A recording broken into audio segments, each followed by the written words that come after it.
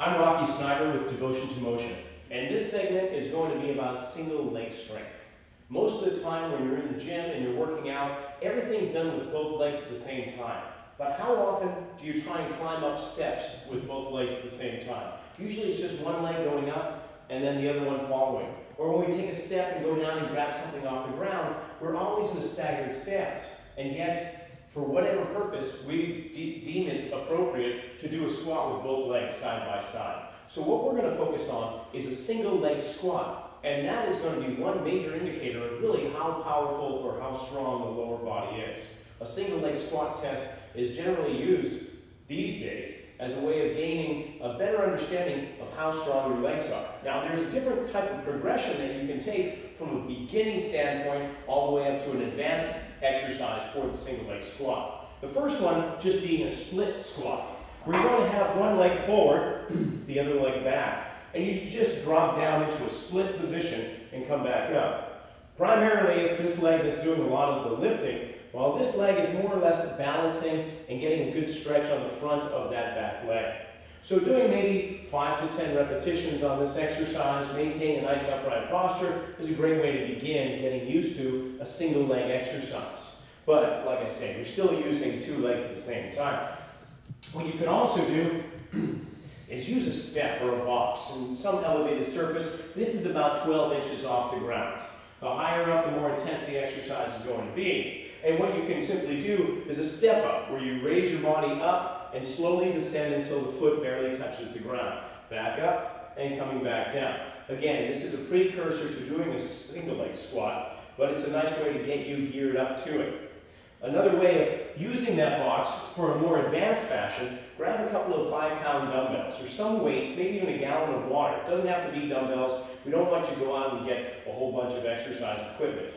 Things around the house are all you really need. So getting a weight in hand, you're going to come up and you're just going to lower yourself down until the heel or the toe touches the ground and then push back up. These are here to maintain my balance and not for added resistance really. So as you get more intense or more advanced into the exercise, that leg can be even further out as you go. And do make sure that you do both legs, of course. So from the box, we can transfer to an even more advanced progression, and that's using a strap that's anchored to perhaps a doorknob with the door closed and locked so nobody's going to open it on you and fall on your face. You're going to hold on to the strap, preferably with both hands so that you maintain a balanced position, and you're going to have one leg out in front of you. Drop down into that squat, and then drive right back on up. Keep your torso upright. Try not to lean in as you come forward, so there's no pulling yourself up because you're getting away from the muscles we're trying to strengthen. Any variation or deviation from your form is going to take away from the muscles you're trying to strengthen already. So make sure you maintain good posture. Now, you're probably thinking, well, I could do this with a leg press machine. But when we think about that leg press machine where you're sitting back and you're pushing up and down with both feet, or one foot if you want to try that, you can still do the same thing. It's not a very functional movement. What I mean by functional is that's not something you're going to find yourself doing throughout the day. That is, unless you're laying on your back, relaxing on the beach, and overwatch this huge person. They collapse because they've got a hot dog stuck in their throat, and they fall completely on you, and you have just enough time to catch with those feet, and then you just push yourself back on up. Therein lies a great situation for the leg press. But how often is that going to happen? So it's better to train functionally than dysfunctionally.